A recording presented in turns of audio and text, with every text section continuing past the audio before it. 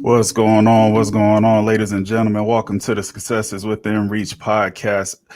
I'm your host, Shannon Smith, and this is episode 3, Finance and Credit Conversations with Jay Allen. He's a friend of the show. You saw him last season on season 1. I want to bring him back. He's a fan favorite. All right, here we go. Mr. Allen, how are you doing, sir? Man, I am blessed and grateful, Shannon. How you doing, man? All right, all right. Can't complain, brother. I woke up today. I'm blessed. Before we Absolutely. get started, for those that don't know, he's a graduate of North Carolina A&T and Lipscomb University with BS and an MBA in finance. He served in multiple capacities over the last 15 years in the finance industry. He's also a serial entrepreneur and an Amazon best-selling author. So once again, get your notebooks ready. The man knows what he's talking about when it comes to credit and finance. Strap up your boots and let's get it. Man, you make me sound smart, man. Oh man. Before we get started, I want to remind everybody you can join in the conversation and also submit your questions and comments at www.facebook.com/SIWR podcast. Once again, www.facebook.com/SIWR podcast. All right, let's get into it. First up, tell us a little bit about yourself and let the audience know why you chose the field of finance and also credit. Yeah, man. So, it's funny, man. It's not a storybook type of story, man. I actually attended North Carolina A&T, and I spent my first 2 years just undecided, man. Really didn't know what I wanted to do.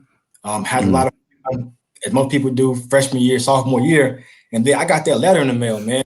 That letter said, "Hey, you've been here 2 years, man. You got to declare a major," you know. And I had always been really good in math. Right. So I was like, well, I know engineering is math. I know business is math. So like accounting. Right. So I literally, man, in full transparency, I flipped the coin probably. And I chose the business route. And partly because a lot of people I saw in the library late nights and stressed out with engineers. And I was Mm, like, I don't think I want that lifestyle, man. So not the best way to decide, but I ended up going to accounting first, and I hated it. I hated it, mm, but the blessing was that a lot of the accounting majors and people that were in finance took the same classes up until a certain point, and then we branched off. So I love the finance classes. I love the flexibility of finance. I love the mm, forecasting. I love the creativity of finance. So then that catapulted me into internship in summer of 2003 with a company called Cargill, and I was mm. served in the capacity of like an auditor, right? Like an auditor, auditing their books and things like that. Hated that job, to be honest.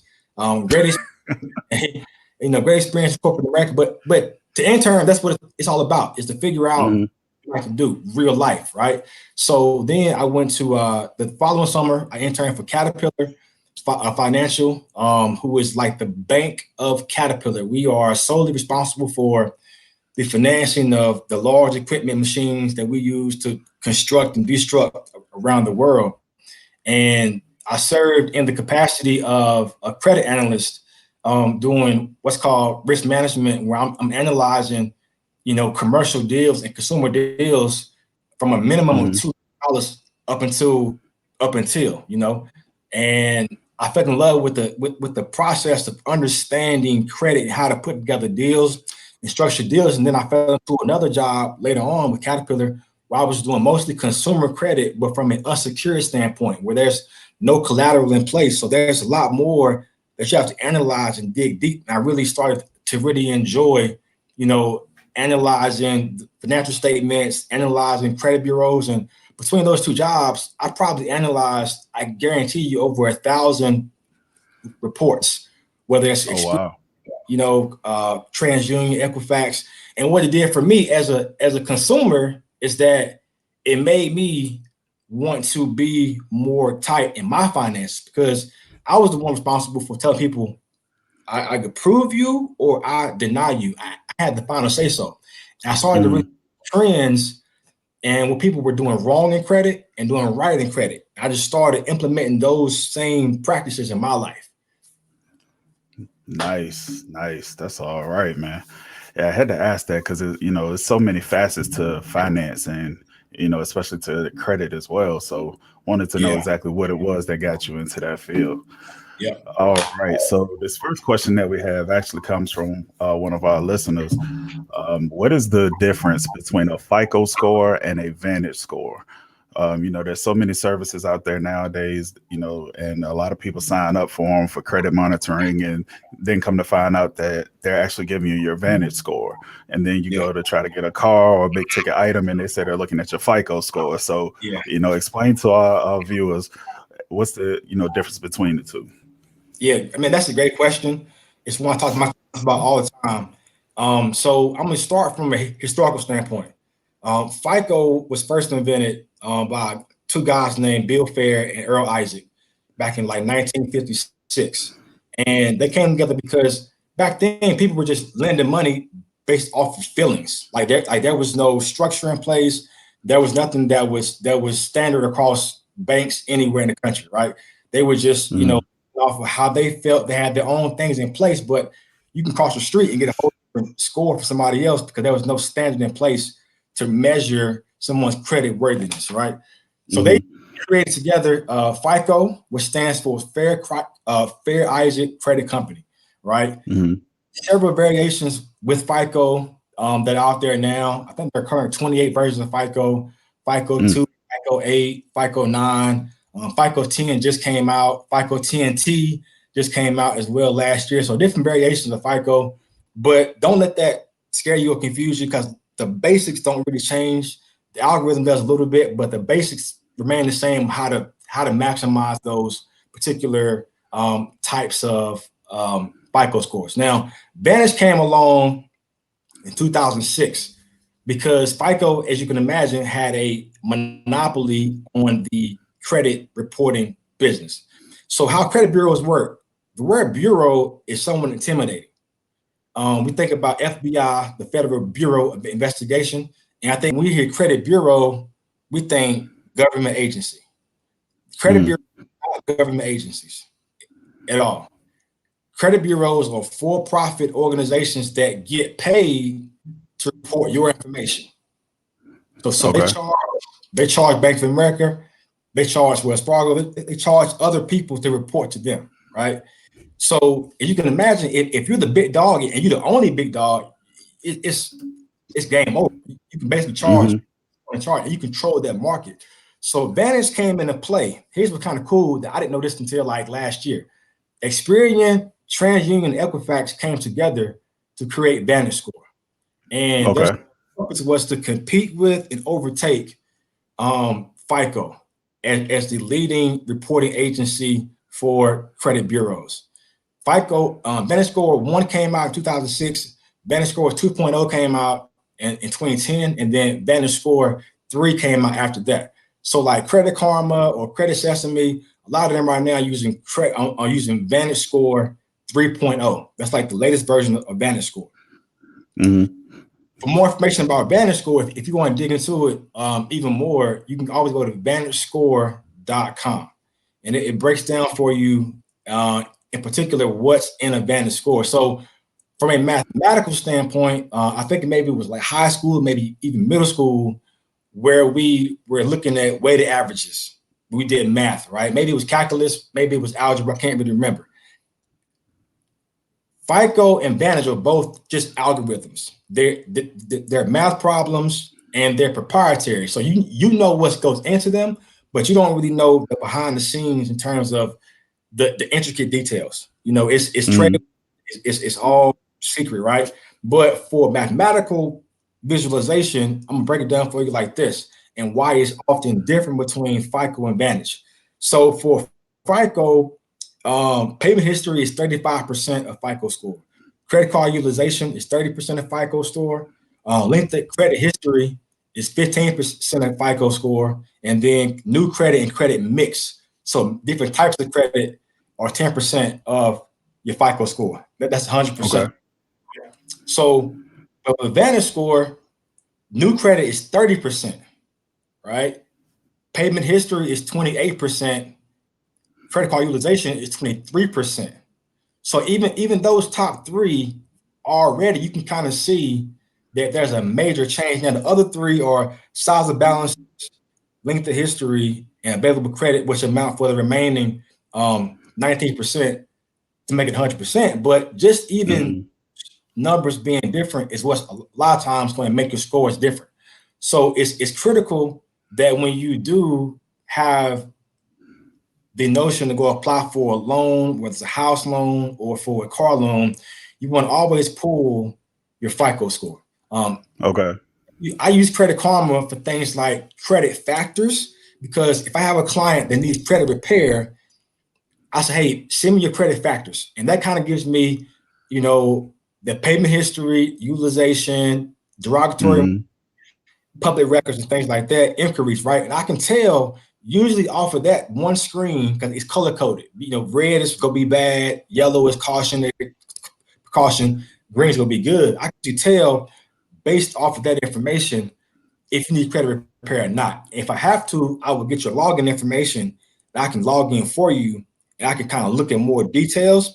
But in most cases, Credit Karma or Credit Sesame is a good indicator of where you might stand. It kind of gives you an idea, but you don't want to go with making major life decisions and applying for loans ever. Okay. Yeah. And also add this too. So VantageScore though, one advantage of VantageScore is that it reports credit for 1 month going forward. So if you have an account that's open 1 month, VantageScore picks it up if that agency is reporting to VantageScore. For FICO, you have to have the account open minimum 6 months. FICO. Okay. If you're someone that's new into the game, you probably are going to have your VantageScore reporting first. You're probably going to have your Credit Karma showing something. And whereas your FICO score may go non-reportable. And just for the audience to know, having no credit is like having bad credit in some instances when applying for a loan, because for a credit analyst or underwriter, whatever you call them in different banks, different institutions, we have to make decisions. We are hired and we are charged with making decisions based off of facts and data to mitigate the risk of loss. That's if I had to break down an underwriter's job description in 3 sentences, my job is to mitigate risk based off of facts and data, period. And if there are no facts and data, I can't really make a decision to give you any money, because credit is all about trustworthiness and credibility. As far That makes as sense. absolutely, as far as the scales go, they both range from 300 to 850, right? But if you go out there and Google credit agencies, you're going to find over 100 of them out there, and they all do different things. Some for insurance companies, some are for jobs. Like with my job, I wouldn't have gotten hired if I had bad credit. So they use and they pull my credit per the agency. Some people who do apartment complexes, they pull from certain agencies as well. So there's a lot out there, but like the major are going to be FICO and Vantage. More than likely, when you go get a loan, they'll pull your FICO score. Nice. Ladies and gentlemen, didn't I tell you this man knows what he's talking about when it comes to this financing credit? Oh, man. All right, next up. This also came from one of our viewers. Should you pull your yearly free credit report now that the new year has started, or is there an optimal time to request it? Yeah, that's a great question. I would say there's no wrong time to pull your credit. Okay. Say that first. Annualcreditreport.com is where you can obtain your free credit report on an annual basis. So the Fair Credit Reporting Act, right, put in place that law that you can pull your credit for free from that site once a year, every 12 months. However, during COVID, right, up until April 30th of this year, you can pull your credit report for free once a week. Oh, right? Wow. Because there's a lot of fraud going on right now.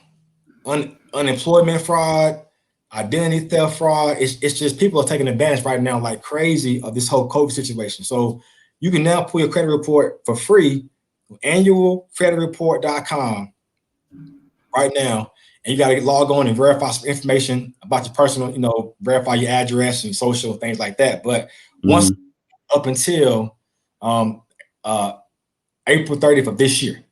All right. Now, let me be very clear and say this. I said report. Do not get your scores for free. They're going to charge you, I think, about 11 to maybe 30 bucks per bureau. Invest that money in yourself. I mean, it's just, you're talking about reports, maybe $45 total. Just spend that money. All right. You want to pull your credit before you go apply for stuff. You don't want to walk into a bank surprised. One of my biggest pet peeves as an underwriter is when someone applies for credit with me and I decline them, or I can't give them what they really need from me, and they say why. And as a credit institution, right, I'm not allowed to give you any information on your credit report that's not public information, like bankruptcies and judgments and liens. So I can't tell you what I saw unless you tell me. Like, if you say, is it my late payment from this company? I can say yes, but I can't say, Shannon, it's because of your late payment with Honda. I can't tell you that. Okay. As a result, because we have a contract with the credit bureaus, and if we get free information out, that's killing their business model. So we have to agree not to do that. So you informed. So it pissed me off. People didn't know what's in their credit report when they would apply for stuff for me. Like, how do you start a business and not know what you have going on in your personal credit? So I'm not going to give you money to mismanage if you're not managing your own financial portfolio properly, right? So now, for those who may want like a subscription, Identity IQ is another site that you can go to, and they give you a free 7-day subscription to pull your FICO score. Identity IQ, just IQ at the end.com. Now you can maintain this if you want to and pay I think like $20 a month for that if you want to, and you can get all 3 scores. Great site to use. Reputable. What I do, and I won't call it the cheat code. What I do is I use Experian. Well, I mean, I have Credit Karma as well, and I also have what's called Smart Credit through my company, but I also have Experian. So what I do is Experian would give you for free every 90 days your FICO scores from all 3 bureaus if you upgrade to that paid subscription, right? So what I do is I maintain, and this is my little thing. So don't, it's, you use it, hey, give me some credit. But I use the free version all the time, right? I have my calendar set on my phone. I use an app called Days, and I set my calendar 90 days out, right? I log on, I upgrade to the paid subscription. I log on, I get my 3 scores. I document them on my spreadsheet. I have a spreadsheet where I track my scores every 90 days, and then I cancel it. I cancel it. Full transparency. That's not that thing. I cancel it. So that's what I do, and it works great for me. But to answer the question more, I guess, more succinct, check your credit on a regular basis. I think once a quarter is great because credit is a point in time. Like, your score can change based on who's reporting, when they're reporting. So if I check it today and I'm great, tomorrow somebody could get my information and go get a car loan in my name possibly. And then if I don't check it for another year, I mean, they may have defaulted on that loan in my name. So I would say on a basis, if you want to, you can subscribe to a service like Experian and pay that monthly and check it every day if you want to. But once a year is not good enough. And here's what I liken that to, Shannon. I liken it to health. Like the annual physical, but you should be checking your blood pressure on a regular basis. Like, you should know where you stand, because it's too important. It's too critical to guess in that space. You don't wait until you get high blood pressure to start checking your blood pressure. Like you just want to keep that thing out in front. So I would say to be proactive in that space, so where you never caught off guard, check it at least once a quarter. And if you got to pay for that score, it's an investment in yourself. So I would say Facts. make the investment, and those are a few places that you can go and check it. I know banks provide it as well. Sometimes Wells Fargo provides it. So does BOA and probably other credit unions as well. But I always say check all three at the same time, because not all institutions report to all three bureaus. Some report to That's one, true. some report to two, some report to three, some report to none. So you Mm-hmm. put them all side by side and then compare. You want to compare. And even inquiries too, because maybe someone stole your information and they applied for something and they got denied or they didn't go through, but the inquiries on your report. I found a Verizon inquiry on my report. I have AT&T. I've never applied for a Verizon phone in my life. So Oh somehow wow. somebody got my information and applied for a Verizon phone in my name, and I happened to see it on my credit report. I was able to get that removed. Nice. Nice. Oh man. Once again, ladies and gentlemen, this is the Successes Within Reach podcast, episode 3. I'm here with Jay Allen, credit and finance certified expert. We're about to take our first break, brought to you by the CEO within you, and we'll be right back. I'm ready to get the ball.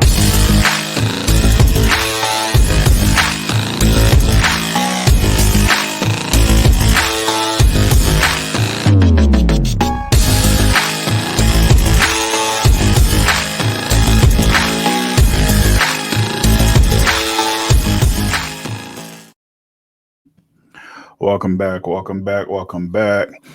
All right, let's get back into it. So, a lot of people talk about trade lines. Yep. You're cleaning up your credit report, you get this removed, you get that removed, and then people talk about adding trade lines. However, a lot of people get taken advantage of and trying to find trade lines because there's so many sources out there. So I want to ask you, what are some trustworthy sources or websites for purchasing trade lines? Absolutely, absolutely. That's a great question, Shannon. First, I'll start with what is a trading line. In layman terms or in just regular information, regular everyday talk, a trading line is a payment experience. So if I go get a car from Honda, that's a payment experience. That's a trading line. If I go get a loan from a personal loan from a local credit union, that's a trading line. If I go get credit card, that's a trading line. So you have revolving and installment, a mortgage is a trading line. Those are all trading lines, payment experiences, right? And it's important to have a mixture. As I mentioned earlier, 10% of your FICO score is credit mix. The credit bureau Mm-hmm. want to see you be able to pay different kinds of credit on time. So you want a good mixture of maybe mortgage accounts, installment loans, revolving credit on your report. Trade lines make your credit bureau or profile, your credit file stronger. You and I can stand side by side, Shannon, and have the same exact score, but based upon our credit files, it's going to determine how much we get approved for. And the Mm-hmm. example I give, and now I transition into trade lines where you can find them, is this. You and I can have 800 based off the algorithm I mentioned earlier. 35% is this. So we can both have a matching score. But as an underwriter for our files, let's say my highest trade line is my mortgage at say 200 grand. Your highest trade Mm-hmm. line is say a $5,000 credit card from Mm-hmm. Macy's. And we're both asking for 300 grand on unsecured, even secured lending, right? Mm-hmm. One of the major factors in lending to someone is identifying facts and data, again, that illustrates their ability to service a debt load. And what that means is their ability to pay. Have they demonstrated the ability to pay a debt load at a comparable limit, what we call in the industry comp credit? So your Mm-hmm. doesn't compare to 300 grand.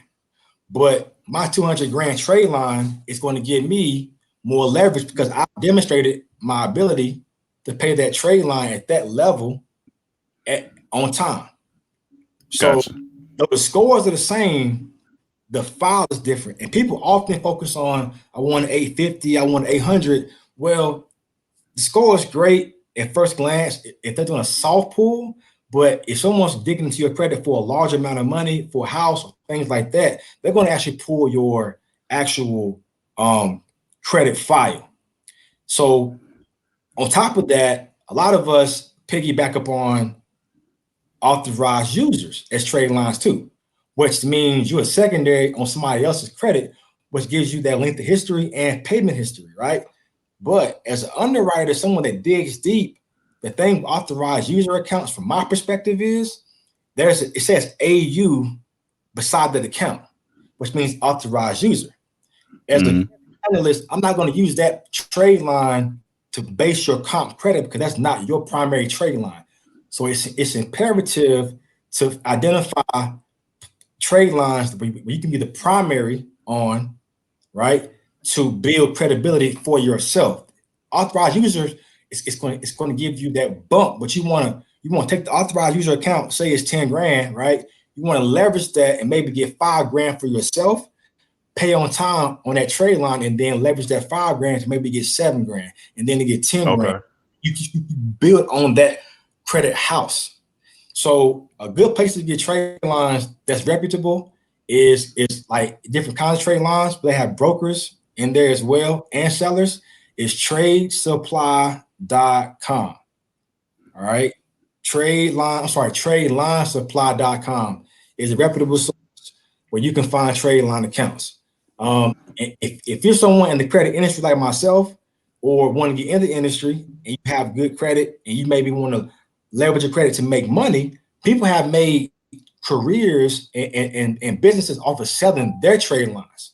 So actually look at Instagram and look at a guy called Him 500. He has a whole course that teaches people how to use their credit to create income by selling your trade lines to other people. Because a lot of times, Oh wow. credit cards give you 90 to 100 slots to add authorized users on. There are people out charge for those slots and make a living off of selling trade lines to people for a set time limit. That's a whole different. Wow. All right. And then you have things like self-lender. One of my favorite things to use, self-lender. You have what's called Grain, Grain. Grain is it's a digital credit card that you can get on your smartphone. It's an app. It does not pull your credit. It's to help you build credit. You also have a first progress card, which I have through my company. That's a secured card helping you build another trade line. You also have what's called credit builder card as well. Card.com, another reputable secure trade line that you can use as well. You also have what's called credit builder loans, and you can check with your local community bank or credit union. These are loans that you can get through your bank that are going to be secured, but they help you build credit. And credit is all about building credibility. So the example I would give is if Shannon, if I came to Shannon and said, Shannon, can I borrow 5 grand? You're going to say, I don't know. Who have you borrowed 5 grand before in the past, and can I verify with them? I'm gonna say, man, I borrowed 2,500 from Mike. And I paid Mike on time for 7 months. You're going to go verify that with Mike, because Mike's my trade line. You're going to say, okay, Jay, because all credit is risky anyway. Whether someone has a 300 or 850, every consumer represents a certain level of risk, no matter what their score. Anybody can default. COVID showed us that you can go from here to here overnight. Yeah. So anybody can default. So you're gonna say, all right, Jay, I tell you what, I can't give you 5,000, but I'll give you 4,500. I'm gonna say, cool. Now I got 2 trade lines. I got Mike and I got Shannon. I'm gonna pay Shannon Mike. Now I got Mike on file for 12 months. I got Shannon on file for 6 months. I'm going to go to Kurt. Kurt, man, listen, I need 8 grand for this project or whatever I'm trying to get. He's going to say, who have you borrowed 8 grand from? How can I verify that? Verifying is going to be pulling your credit report. I'm going to say, boom, I just borrowed $2,500 from Mike and 5 from Shannon. I got total trade lines of $7,500 that I paid on time at Mm-hmm. 12 months, and I got a raise in my job.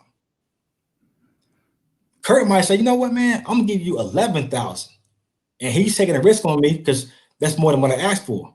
If I pay Kurt on time, Mm-hmm. now I can then at some point leverage Kurt's trade line to get me 15,000. Now I can leverage 15 to get me 25. But you want to always use this stuff, use it responsibly, because remember, Yeah. credit utilization is 30% of your FICO score. So Mm-hmm. that's where I would start in terms of building trade lines. If you're a parent that wants to get your kids started right now, if they're below the age of 18, then you can always start with them being an authorized user. That's the way my aunt started me when I was 16 on her credit profile on her American Express, was added me as authorized user when I was in high school. And that started my profile. Because remember, link to history is 15% of your FICO score. Mm-hmm. Nice, nice. Yeah, I wish it's funny you said about that length of history. That's something I wish I had known previously. You know, a lot of us get credit cards early and then we cancel them not knowing that we Yep. should have kept them.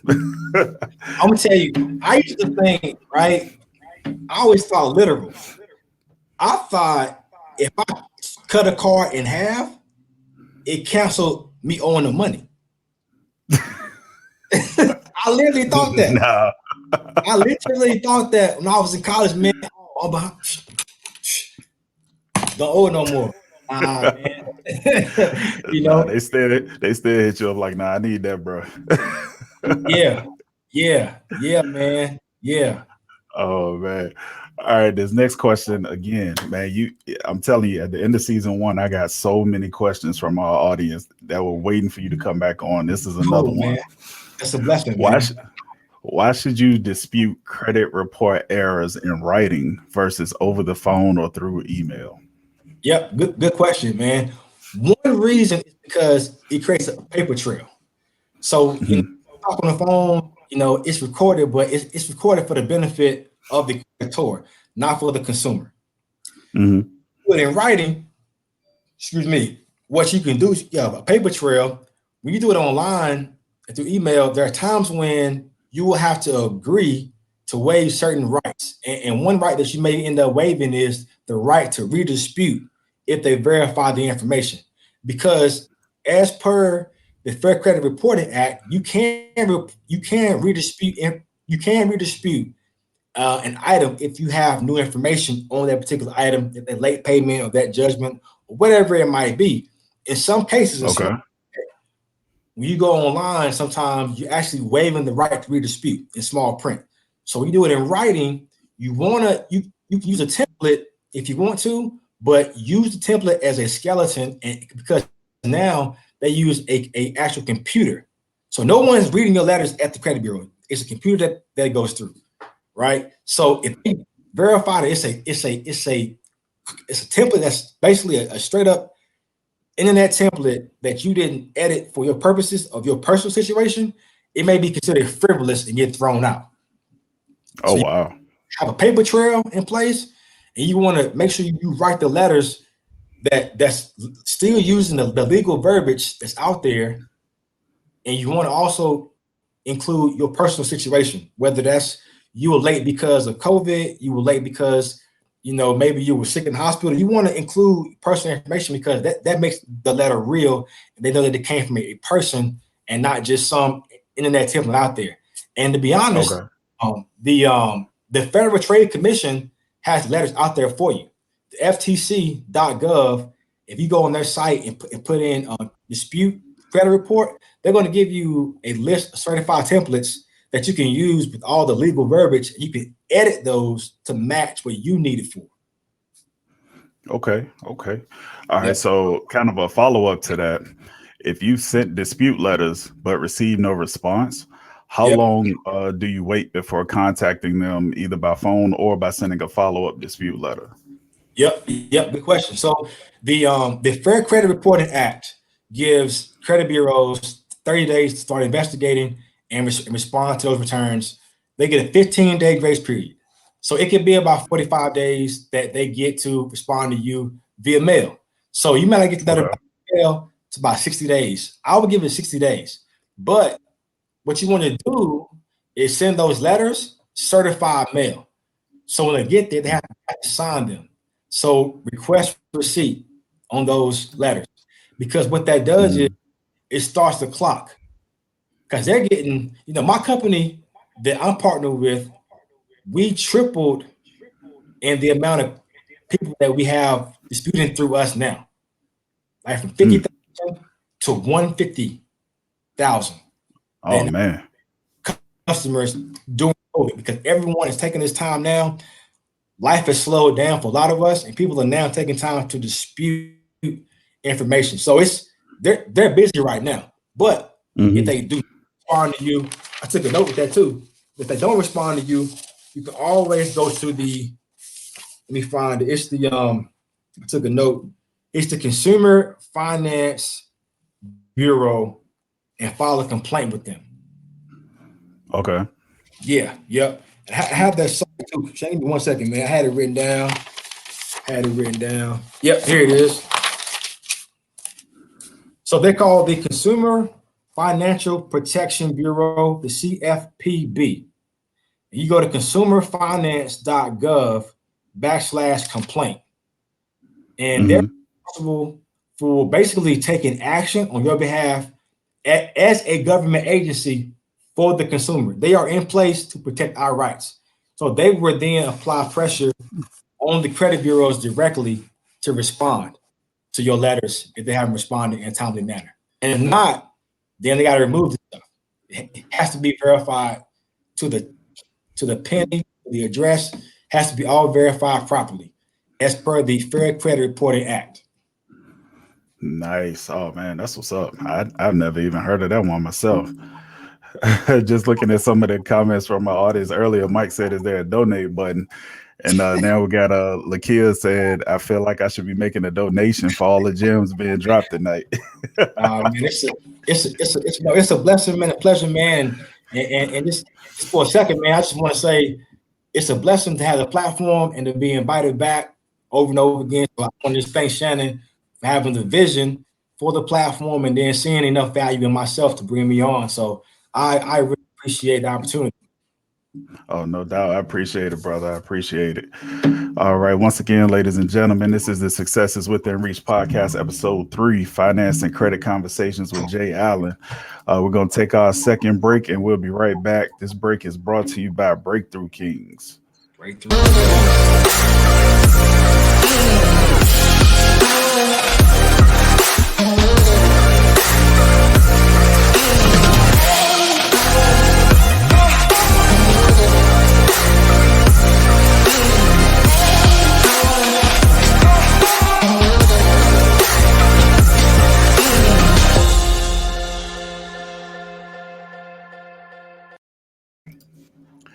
Welcome back. Welcome back.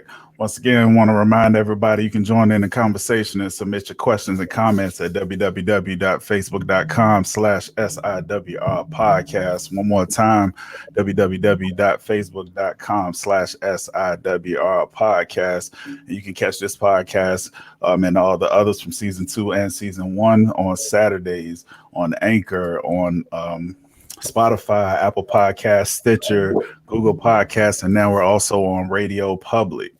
Once again, you can catch us every Saturday. All podcasts are uploaded to Anchor, Spotify, Apple Podcasts, Google Podcasts, Stitcher, and we're also now on Radio Public. All right, let's get back into it. So when it comes to budgeting and getting your finances in order, a lot of people hear about QuickBooks, but besides QuickBooks, what are some good resources to help people budget and balance their finances? Man, this is probably the most important question to me of the day. And I say that because when I first meet someone about credit repair, my first question, besides time, like what's your time frame and what are your goals, is do you budget?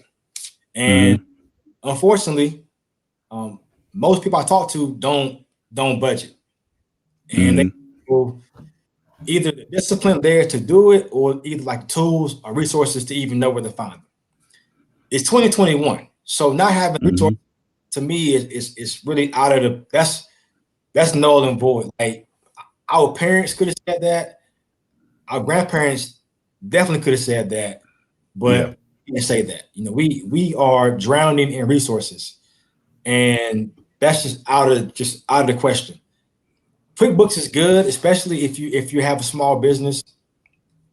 QuickBooks, different banking sites we can download and upload. If you have a small business, or even if you were, 1099 contractor like network marketing, and you track your stuff in QuickBooks, that's great. A lot of times you can give your accountant, user access, and they can go in and they can see everything and pull your receipts. It makes it a lot easier to do business that way. You can also Mm-hmm. accountant access to your banks where they can view only. They can go get information when needed also. But for those who don't want to use QuickBooks and want something else, maybe more consumer friendly, I think Mint.com, which is an app and a website, is a great resource. That's where I first started my app journey with budgeting. Also, every dollar is a great website, a great app. It's actually by Dave Ramsey. And then Okay. another one called YNAB. Y is in, I guess, Y, N as in Nancy, A as in Apple, B as in boy. And what that stands for is you need a budget. The reason I like those two is because they force you to do what's called zero-based budgeting, and you can budget all kinds of ways, all type of techniques, and you can get really confused. Really, you can get overwhelmed with the amount of ways that you can budget. I like Facts. zero. Absolutely, I like zero-based budgeting because it forces you to put every dollar somewhere.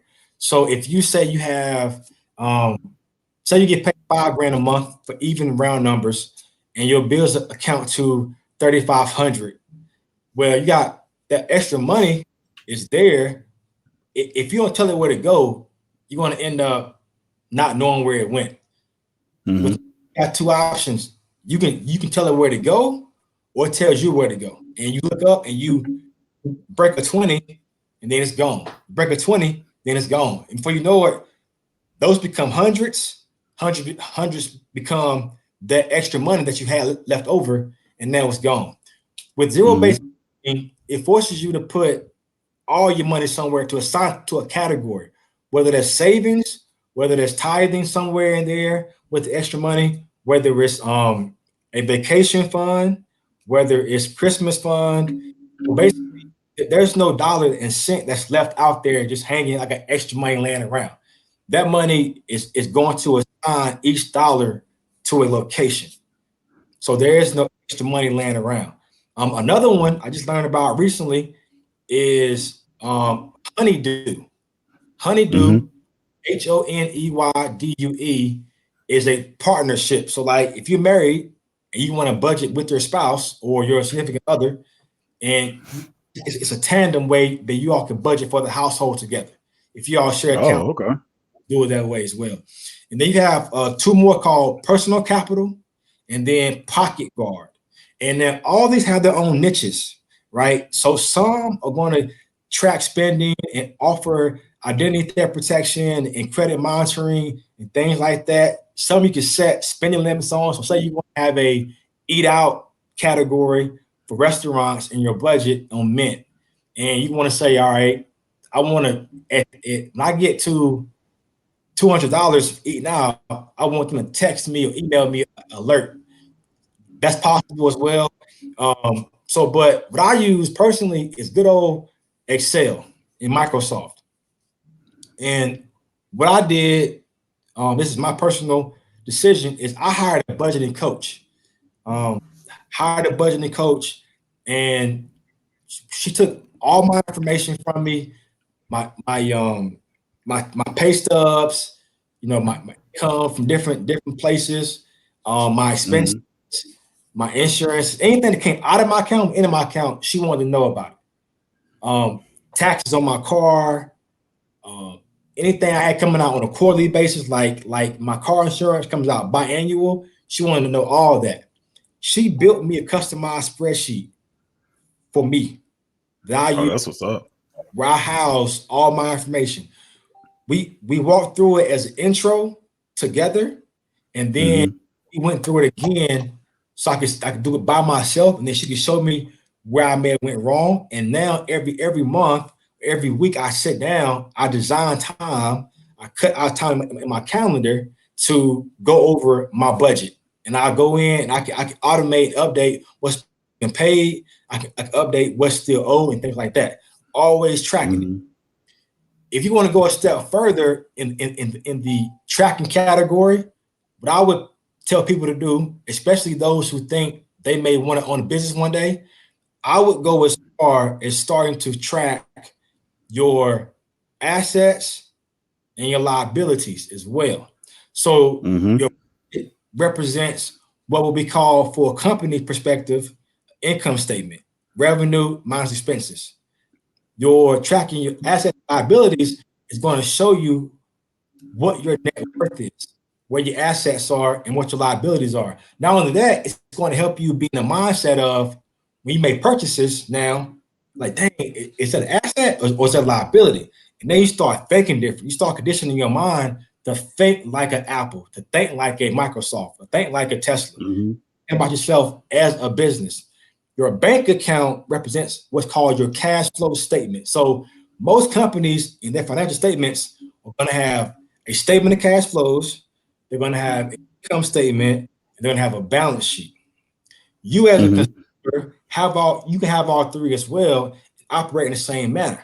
That's important because if you ever have to go to a bank for a loan, a personal loan, or anything like that, if you walk in there with your what we call PF as in Frank S, personal financial statements, and you got good credit and good income, that lender's gonna love you. Nice.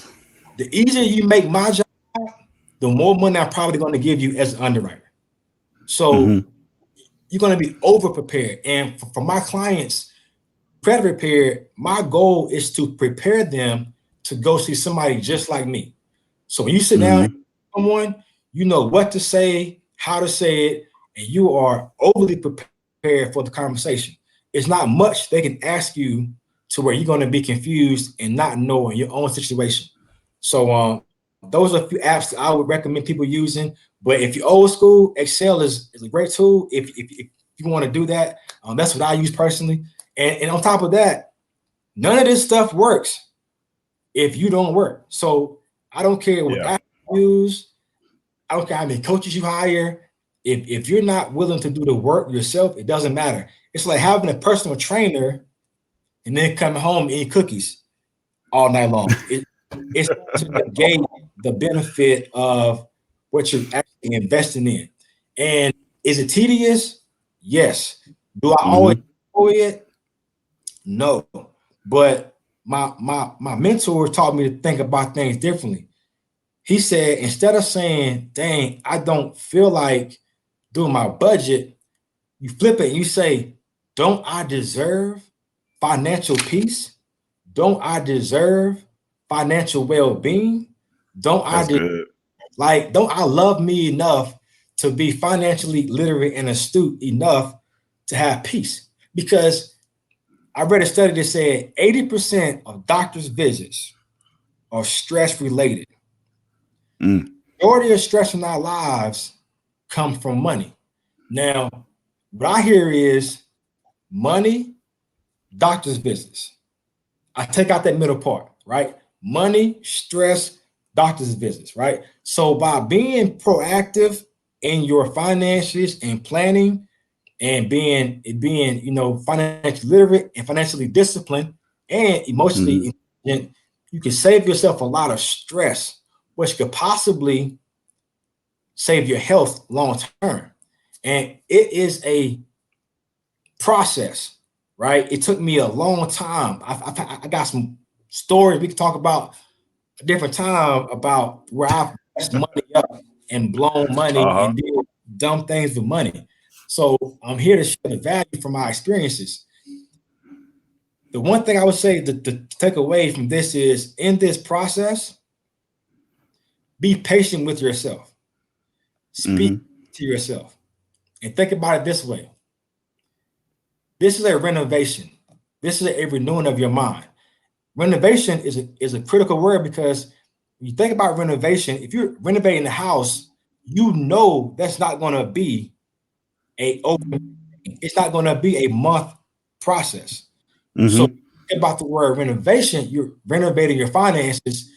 That word should give you patience with yourself up front in that process. Oh man. Gym after gym after gym. Ladies and gentlemen, I hope you bought your notebooks. I hope you've been writing this down, typing it in your phone, pulling up these sites and bookmarking them. And if you need to, hey, just replay the podcast again. We got it. We got it.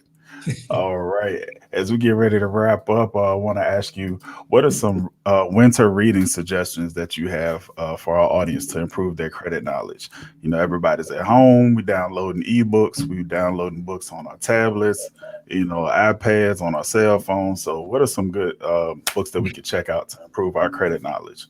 Yep. So the first book I would say has nothing to do with credit directly, but it does directly. Richest Man in Babylon. That book teaches you um, the power of money, the power of your pennies working for you, and how to be emotionally intelligent with your money and why it's important. I say that because, as I mentioned earlier, a lot of my credit repair clients don't budget or have not Mm-hmm. been before. So if you're not doing the basics of budgeting, you're probably going to have problems with your credit. You're probably going to end up having more month than money. And then you're going to end up using your credit card as a financial life raft to float you to your next paycheck. And then that becomes Mm-hmm. you do that every single month, and then you pay the minimum on the credit card, which is like throwing this on a forest fire. Mm-hmm. So that book is critical. Credit is King by Will Roundtree is a great book. Mm-hmm. He provides credit. He breaks it down in a very easy to understand format, and then he also gives you templates to dispute credit as well on the back in the back of the book. The financial guru himself, the OG Ash Cash, WTF, Oh man. and FICO. For those who want to, take the journey of repairing their own credit, you don't want to pay anybody or nothing. This book breaks down credit repair for you step by step. He gives you the history of credit. He also goes deeply into consumer rights because a lot of these companies are violating your rights as a consumer and you don't even know it. Mm-hmm. He breaks that down and why it's important. And then one of my favorites, man, is Rob Wilson. Rob Wilson, you can Google him, man. It's called Security Bag. And Rob delves into different aspects of credit. He delves into budgeting, different ways to budget, to be more systematic in that approach. He provides Mm-hmm. a way for those who want more money on their job. He tells you how to organize this conversation with your managers to make more money. Because those of us who still have jobs, we probably want to raise, but how do you articulate that raise? How do you track your performance and justify asking for a raise? He breaks that down because when you budget, what happens is you kind of start seeing where you have extra money, but you can Mm-hmm. back so far. You can only stop drinking so much Starbucks. At some point, you need more money. Yeah. Period. At some point, you need more money. You can only cut out. You can only wear a hoodie in the house in the wintertime and save your electric bill for so long. At some point, you need money. So he breaks that down as well. How to turn your passion into profit, and how to identify what you want in life, and how to go for it. How to really delve into that. And then for a lot of my clients, they come to me because they want to buy a house. And Lord of My Land by Jay Morrison is a 5-step process to home ownership. Basic information, easy to digest, uses everyday words in this book that Mm-hmm. understand. So I would recommend those books for those based on where you are in your financial literacy journey. But those are definitely some good reads to have out there. That's what's up, man. That's an excellent list. Matter of fact, before I forget, for those that are on TikTok, go and follow You Need a Budget that he just mentioned a little while ago. Free game all day, every day. One of the best pages on the whole TikTok. And if you're on Instagram, follow the gentleman he just spoke about, Ash Cash. Do yourself a favor. You can't go wrong with either one of those two. Can't go wrong with either one of those two. Absolutely. All right. Last but not least, share with our audience what's new for you in 2021 and also how they can get in contact with you for assistance or how they can contact you on social media. Absolutely. So on social media, on Facebook, I am Jay Allen, Jay Allen. On Instagram, I am J83 Allen. To email me information, it's going to be info@allenfinancialsolutions.biz. Again, info@allenfinancialsolutions.biz. We specialize in credit restoration and financial literacy. For 2021, I'm delving deep into business credit. I partnered with the business credit agency out of Atlanta, Georgia, headed up by Darby Evans. Anything that you want to know, business credit, PPP loans, she is on top of it. Stimulus, she is a guru in that space. Her entire team is great. Business credit agency, I've been fortunate to partner with them, so looking forward to expanding into the business credit arena throughout this year. So thus far, that's it for right now, Shannon. Nice. That's what's up. That's what's up. Ladies and gentlemen, this has been the Successes Within Reach podcast, episode 3, Finance and Credit Conversations with Jay Allen. Yeah, I mean, what else can I say? This man gave y'all thousands of dollars worth of game in the last 50 something minutes. Like, where else can you go and get this? Where else can you go and get this?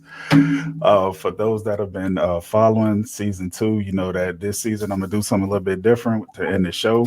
I want to end each episode with a mind shift moment, and this week's mind shift moment is this: in life, often the chains that are around us that prevent us from being free are more mental than physical. Anything keeping you in bondage, whether mental or physical, rid yourself of it immediately. Life is too short to be living daily in bondage or in a battle. Make a list and one by one free yourself in order to become the best possible you and maximize your potential so you can achieve the greatness you were designed to produce. You owe it to yourself to be the best possible version of yourself every single day. No excuses whatsoever. Remember, you were not designed to be good, you were designed to be great. And that is this week's Mind Shift moment. All right, ladies and gentlemen, we will see you here next Thursday once again at 8 p.m. at www.facebook.com/SIWR podcast. I have another phenomenal guest on here for you lined up.